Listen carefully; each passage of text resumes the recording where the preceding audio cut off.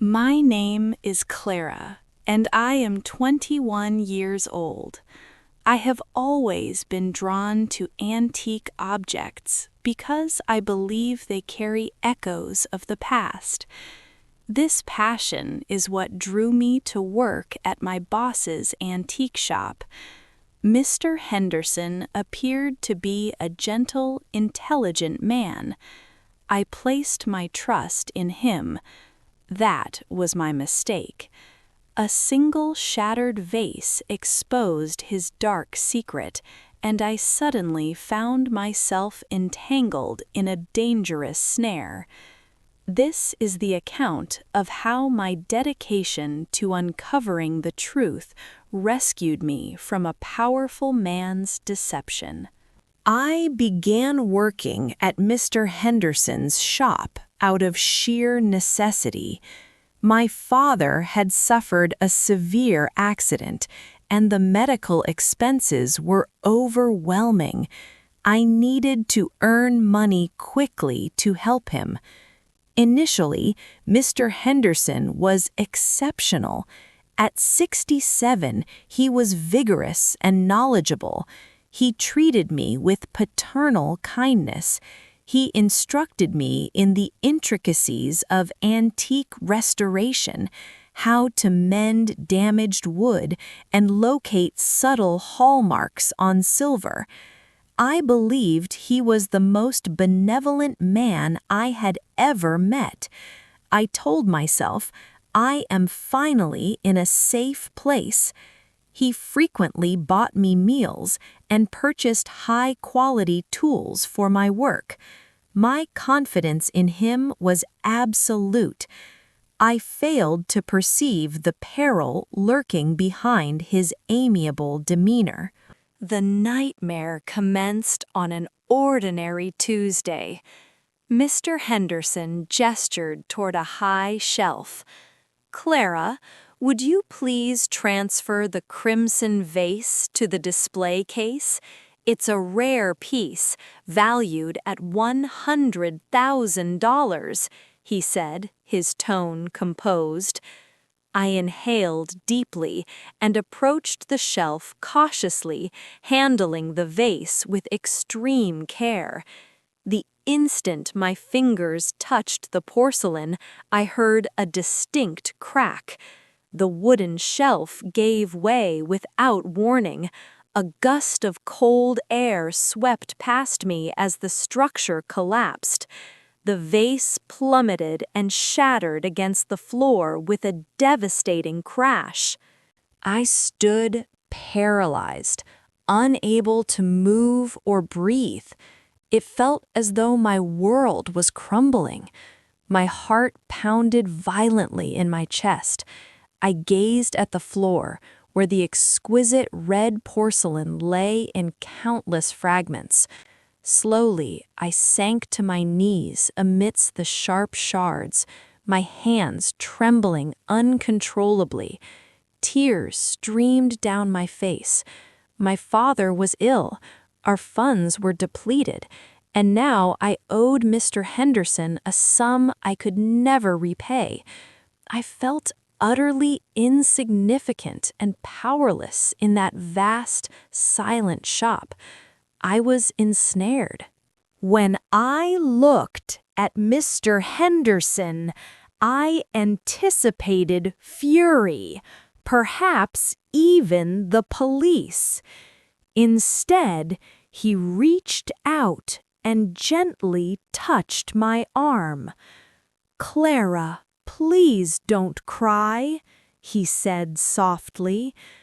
"I know your family is struggling and your father is unwell. I will assist you." A wave of relief washed over me. My racing heart slowed. I thought he was a savior.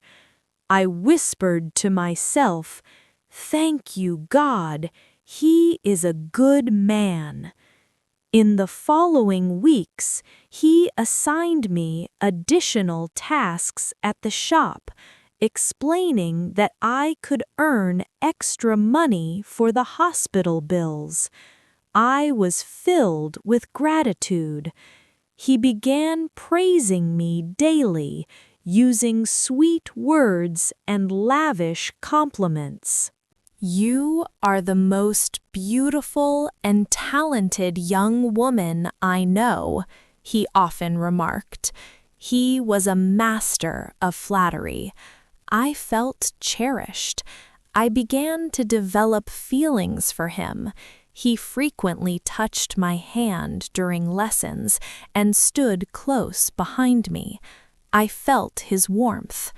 Initially, I was uncertain, but I convinced myself it was merely friendliness. I felt as though I was living in a wonderful dream, blind to the truth slipping away. Then, one late evening, everything shifted. After dinner at an upscale restaurant, he abruptly seized my hand across the table.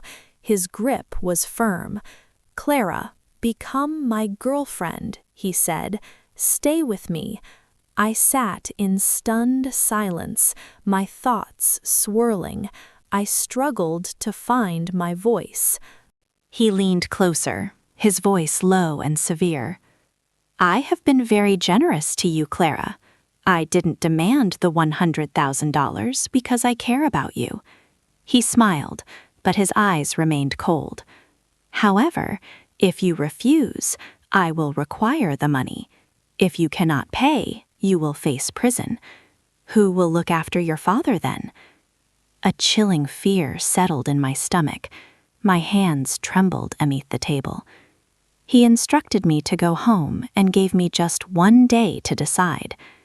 That night, I returned to the shop and sat in my small workshop, attempting to glue the vase fragments together. They did not align. The room was silent. I felt utterly alone. The next morning, I made my choice. I said yes. I did it for my father. I did it out of fear of imprisonment. Yet, a part of me was also drawn to his attention. I felt like a bird in a gilded cage. I knew my life was changing, but I had no idea how sinister the truth was. Weeks passed. I felt somewhat calmer and spent many hours in my workshop, determined to repair the vase and prove my dedication. While cleaning the fragments, I noticed an anomaly. The clay beneath the porcelain was exceptionally smooth and white. My hands began to shake slightly. I recalled a recent lesson where Mr. Henderson had taught me to identify 18th century ceramics. Authentic antique clay contains minor imperfections and a distinct texture. "This clay is incorrect," I whispered. Using a magnifying glass, I discovered a tiny mark hidden under the red glaze, a modern factory stamp. My heart raced. This was not a rare antique. It was a replica. With Mr. Henderson away at an auction, I felt a surge of boldness. I began searching the shop discreetly. I found a small wooden desk in a back corner with a locked drawer. Using a restoration tool, I opened it, my breathing heavy. Inside, I discovered a yellow folder containing an invoice from a local pottery factory for one replica red vase, $100. There was also a photograph of the genuine vase, which resided in a London museum. I sank to the floor, a cold anger rising in my chest. Mr. Henderson had exploited my financial desperation, using a $100 fake to rob me of my freedom. His kind demeanor was a mask. I was not his girlfriend. I was the victim of an elaborate lie. I knew I had to be strategic. The following evening, I arrived at Mr. Henderson's villa, my heart pounding. I was concealing a crucial secret. I knew the vase was a fake, but I pretended to be the obedient, frightened student. I had 2 recording devices, my phone and a small digital recorder, both activated. My phone was set to upload the audio to the cloud, where my best friend monitored it live. When I saw Henderson, I forced a sweet smile. "I've made my decision," I said softly, playing the role of a young woman in love. I moved closer and shared the words I knew he wanted to hear. "Mr. Henderson, I am a virgin. This will be my first time." He exhaled slowly, a greedy smile spreading across his face. I felt nauseous, but remained composed. "I am so grateful to you," I continued, touching his arm. "I was terrified about the money. Thank you for your kindness. I want to give you everything tonight." He laughed confidently, believing he had complete control. Then, feigning jealousy, I asked, "Were you this kind to the other girls? Did you love them like you love me?" I was baiting him to reveal his pattern. He pulled me closer. "No, Clara, you are different. The others were temporary. You are special." Disgust churned within me. I forced a smile. "Go take a shower. I'll wait here." Once the bathroom door closed, I moved swiftly. I left a note on his pillow. "This is our special night. I have a bigger surprise. Meet me at the antique shop. Come now." I fled into the cold night. The shop was dark when he arrived minutes later, wearing a silk robe. "Clara, where is my surprise?" he asked, confident. I stood beside the shattered vase fragments. "This vase is a fake, Mr. Henderson," I said, my voice cold and clear. His face drained of color. "It is a $100 replica. You engineered the accident to trap me. You are a liar." He stood frozen. "I recorded everything tonight," I continued. "The files are in the cloud. My friend has them. If I disappear, the police receive everything." His mask of kindness vanished, replaced by an icy glare. "You are smarter than the others," he hissed. "But I am powerful. I will destroy your career." I met his gaze. "I have enough evidence to ruin you." His hands shook as he realized a famous dealer exposed for selling fakes would lose everything. He quickly wrote a large check for compensation. I used the money to pay for my father's life-saving surgery. But I did not stop there. I found a hidden list of former interns on his computer, confirming he had victimized many others. I contacted them, and together we sent the recordings to the Antique Association anonymously. His career was destroyed, and his shop was closed. Justice was served. Now I own a small restoration shop. I stand by the window, holding a beautiful new vase, the warm sun on my face. I am no longer afraid of broken things. I have learned to fix them, and I have fixed my own life.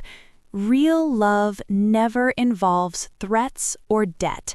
Your value lies in your honesty and knowledge. Scammers often use kindness to mask evil, but the truth will always come to light.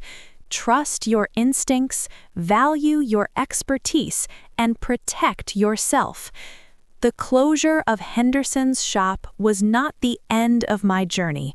It was the beginning of a new chapter I never anticipated. In the months that followed, I discovered that the ripples of his deception extended far beyond the small circle of interns he had directly victimized. The Antique Association's investigation uncovered a vast network of forged artifacts that Henderson had sold to private collectors and even small museums over the course of 2 decades. My single act of courage had unraveled a web of fraud worth millions. The compensation check Henderson had given me covered my father's surgery, but the emotional scars took longer to heal. I struggled with sleepless nights, replaying every moment of manipulation, questioning how I had been so blind. I sought counseling, and my therapist helped me understand that predators like Henderson are skilled at identifying vulnerability. My desperation for my father's health had been a crack in my defenses, and he had slipped through it with surgical precision. Learning to forgive myself was the hardest restoration project I have ever undertaken. As my small restoration business grew, I made a conscious decision to create a different kind of workplace. I named my shop Veritas, Latin for truth, as a daily reminder of the principle that now guided my life.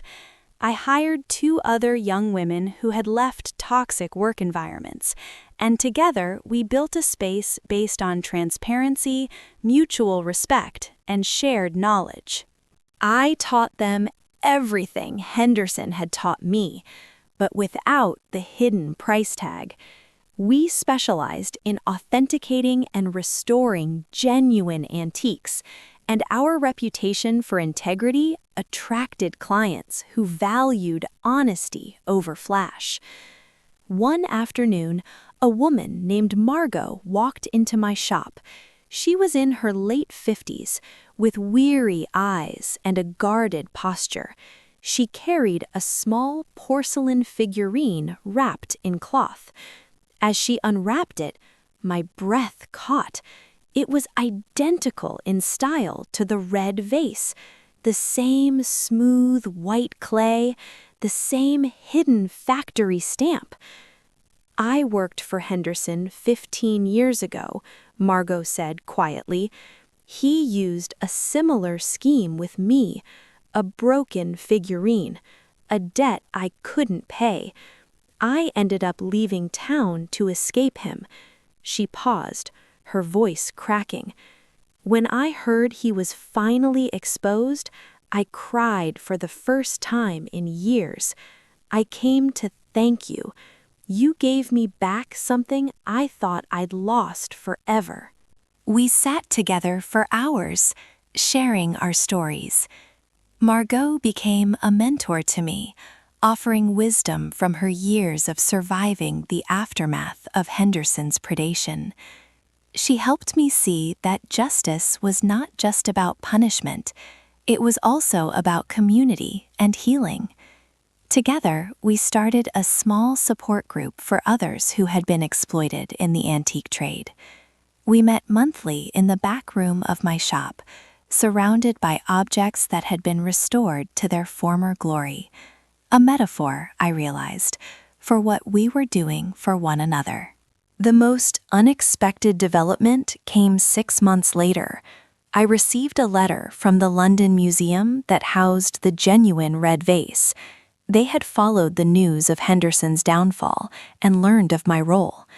The curator wrote that they were launching an exhibition on art fraud and wanted to feature my story as a case study in ethical restoration and whistleblower courage. They invited me to speak at the opening. I was terrified at the prospect, but Margot encouraged me. "Your voice is your power," she said. "Use it." Standing in the grand hall of the museum, before an audience of collectors, historians, and journalists, I felt the same hammering heart I had felt the night the vase shattered. But this time, the fear was different. This time, I was not a victim. I was a witness. I told my story plainly, without embellishment. I spoke of Henderson's kindness that was really control, his generosity that was really a leash. I spoke of the moment I recognized the fake clay and realized that my knowledge had become my weapon. And I spoke of the other women, whose names I listed one by one, ensuring they would not be forgotten.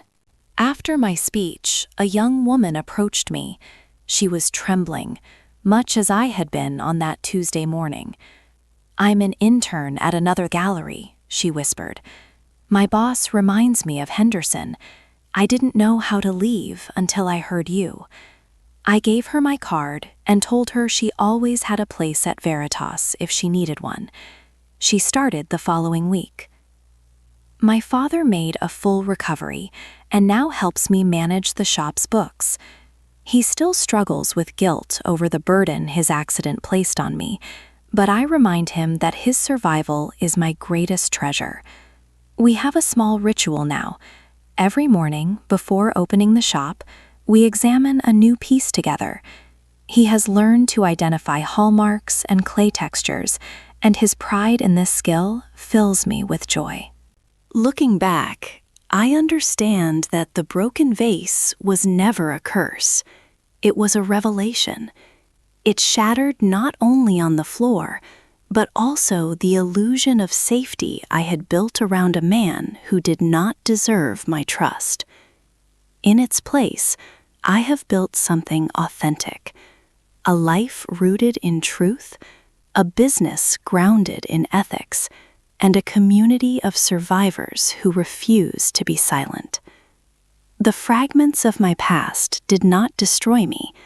I gathered them, studied them, and used them to create a new whole, stronger than the original, and far more beautiful for its imperfections. Real restoration, I have learned, is not about erasing damage. It is about honoring what was broken and choosing to rebuild with integrity. That is the story I live now. That is the truth I will always protect.